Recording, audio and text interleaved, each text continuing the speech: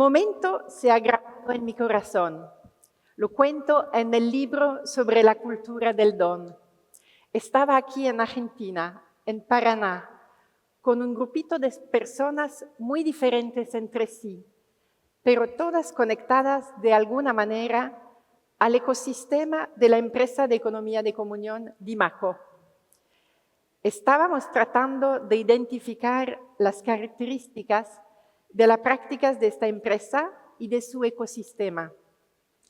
A turno, los participantes trataban de explicar que no se trata de ayudas económicas, sino de un entrar en relación, un escuchar que saca del otro pistas inimaginables, un abrir oportunidades, conectando con otras personas, que te hace sentir parte de una comunidad. El don material llega siempre como última cosa y tal vez muchas veces ni siquiera existe, porque lo esencial es el encuentro que se ha vivido, la experiencia de comunión que ha permitido este encuentro, la riqueza que la comunión ha generado. Cuando siento que se define la economía de comunión con la división de las ganancias en tres partes, se me estrecha el corazón. Siento dentro con fuerza que esto no dice lo que es su riqueza más grande. Sí, la EDC está fundada sobre el dar, pero el don es siempre un movimiento de reciprocidad, donde cada uno da y recibe. Es un encuentro, una experiencia de comunión, y la comunión es generativa. Es una riqueza más grande que cualquier otro don. El resto es solo expresión de aquella relación. La economía de comunión tiene esto para ofrecer, para regenerar la economía. La comunión, es decir, aquellos encuentros profundos y generativos que nos hacen hermanos, que nos unen en una comunidad fraterna, en la que se recibe los unos de los otros, porque cada uno es una riqueza infinita.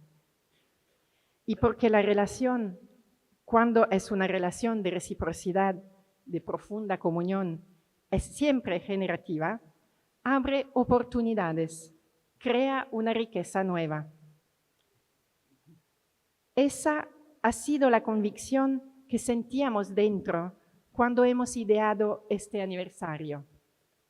Si la economía de comunión es antes que nada una experiencia de comunión, entrando en el corazón de las problemáticas de la pobreza con quien la sufre cada día, para repensar juntos desde ahí una economía diferente, entonces nuestro aniversario tenía que ser un encuentro de comunión y tenía que desarrollarse no solo en un lugar magnífico como la Usina del Arte, rico de historia y expresión genial de la grandeza de la industria humana.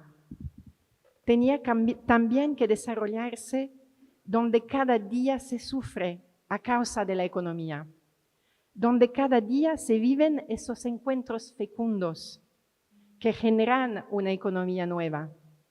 En esos lugares donde hoy surgen las experiencias más significativas de la EDC, las más ricas de futuro y de profecía.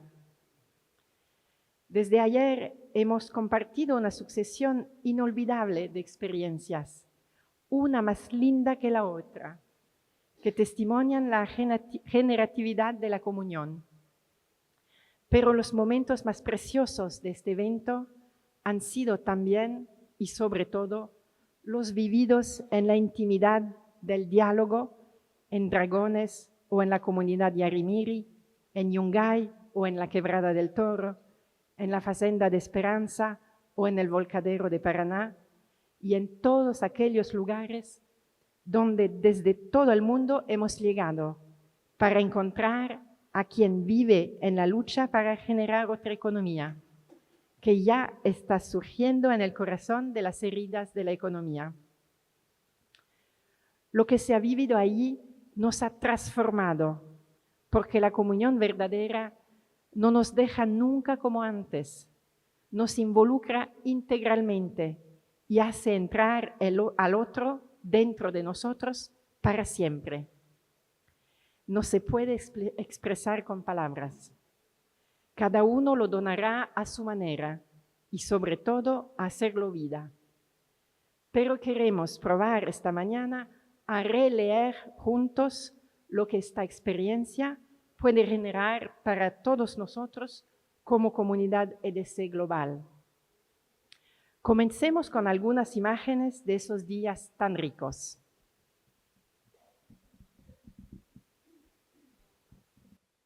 Durante 35 años, la economía de comunión ha buscado construir una economía que nace de la relación, de la reciprocidad y de la comunión.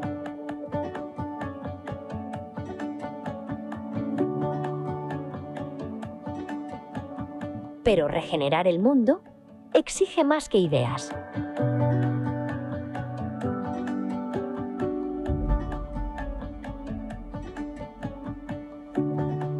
Exige encuentro, escucha, presencia.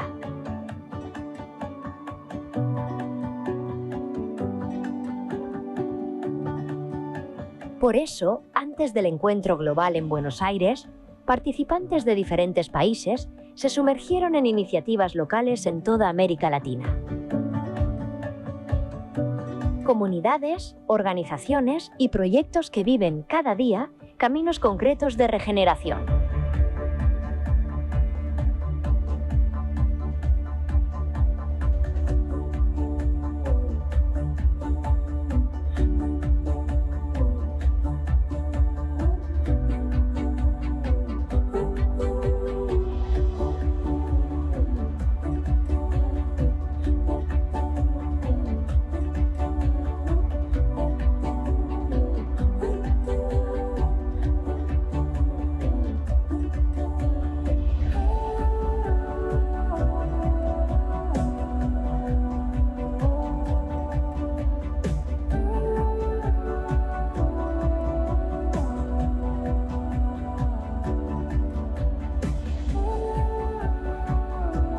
Cada encuentro reveló que la regeneración no comienza en los sistemas.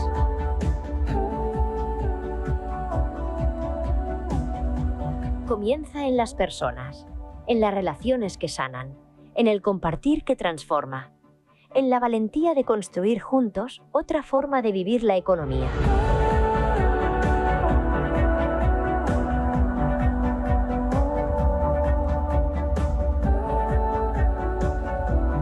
Así comenzó la celebración de los 35 años de la economía de comunión.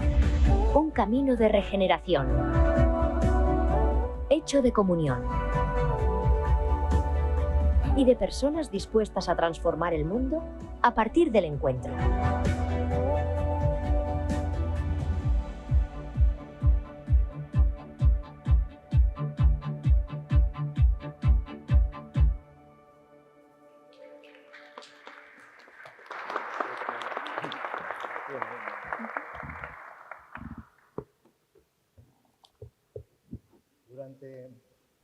¿Se oye?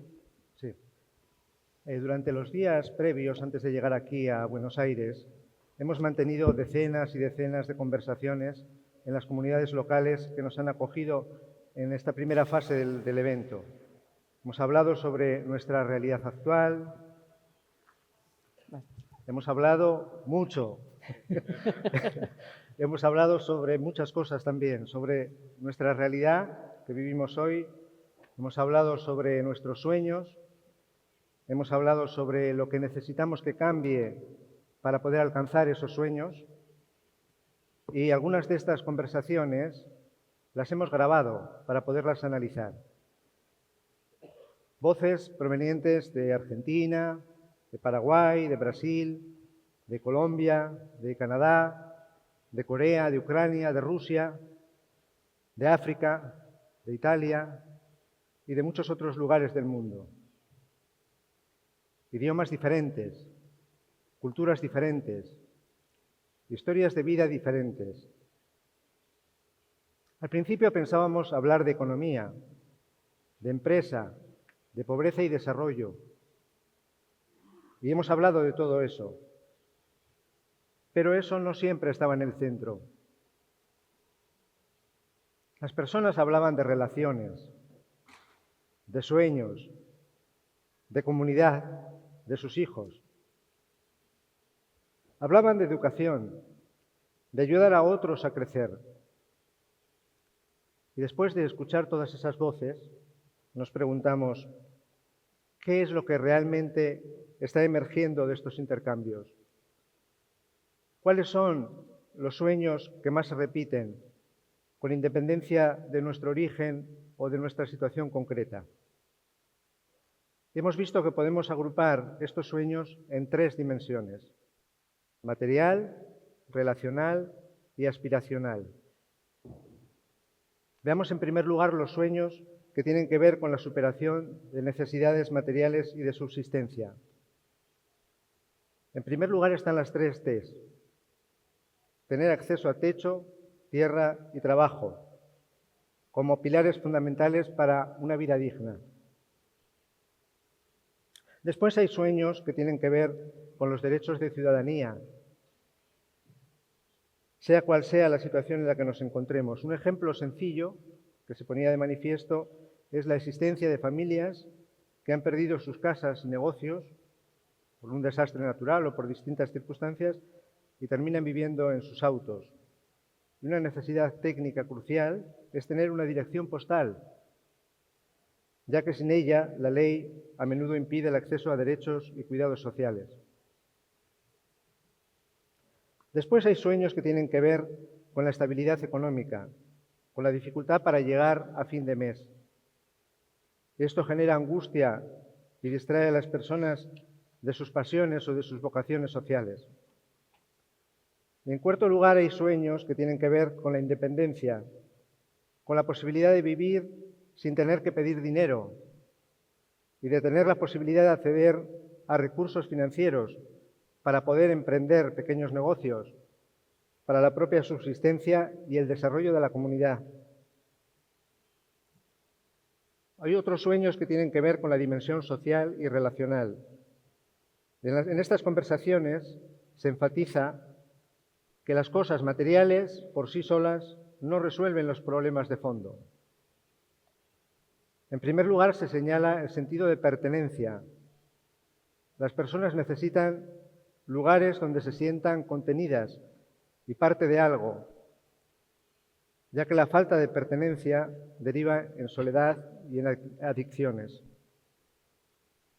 Luego están los vínculos humanos, la necesidad de ser escuchado, de ser visto, de crear comunidad. La comunidad suele verse como un refugio o un sostén, por ejemplo, para familias con realidades rotas. La seguridad es otro de los sueños recurrentes, tener la posibilidad de vivir en barrios sin miedo debido a la violencia, a las drogas y la falta de presencia del Estado. En cuarto lugar está el sueño de sentirse acompañado en la vejez y se destaca la vulnerabilidad de las personas mayores que se encuentran solas y la necesidad de que existan redes que las integren. El tercer bloque de sueños tiene que ver con la necesidad de tener un futuro con propósito, con sentido. Sueños que tienen que ver con la educación y la orientación, especialmente para los jóvenes, quienes a menudo no saben qué hacer con su vida o qué camino seguir y necesitan apoyo para abrir puertas a otras realidades. Sueños sobre la dignificación y el reconocimiento. Las personas necesitan que se valore su historia, su esfuerzo y sus talentos, no solo su capacidad de producción o de consumo. Sueños sobre la formación humana. Se busca abrir la mente para poder imaginar un futuro distinto al de la pobreza en la que vivieron generaciones anteriores. Sueños de reciprocidad. Existe un deseo de pasar de ser meros receptores de ayuda a ser personas que también pueden dar y compartir, recuperando así su dignidad. Al analizar las conversaciones, hay algunos elementos emergentes que pueden ser útiles también para el futuro de la economía de comunión y que merece la pena señalar brevemente. El vínculo como meta y no solo como medio. La experiencia nos ha permitido comprender que generar el vínculo debe ser un objetivo y una meta en sí mismo, ya que es lo único que garantiza la sostenibilidad real de cualquier proyecto. La primacía del cómo sobre el qué. Se ha palpado que la transformación no reside en la actividad técnica, sino en el cómo se realiza, a través del amor, el corazón y el sentido de fraternidad de la familia humana. La superación de la dicotomía dar-recibir. Ha emergido con fuerza la idea de una economía de todos para todos, donde se rechaza la pobreza que recibe, para abrazar una reciprocidad donde nadie hay tan pobre que no tenga algo que dar, ni nadie tan rico que no necesite recibir. La humanización como eje central. Se ha reafirmado que la economía debe poner a la persona en el centro, trabajando sobre el ser y no solo sobre el hacer. La importancia de promover la comunión. Ha surgido una identidad más amplia que la del empresario tradicional, que lo ve como promotor de comunión, antes que como generador de beneficios. Los bienes materiales no bastan para solucionar los problemas de fondo de la gente. Estos se resuelven mediante la creación de comunidad y tejido social. La importancia de crear espacios donde se reconcilia lo humano y se encuentra belleza incluso en lo vulnerable. Formación como apertura de la mente. Más allá de lo técnico, las conversaciones subrayan la necesidad de una formación humana que permita a las personas imaginar un futuro distinto al de la pobreza heredada. El derecho al error y la experimentación.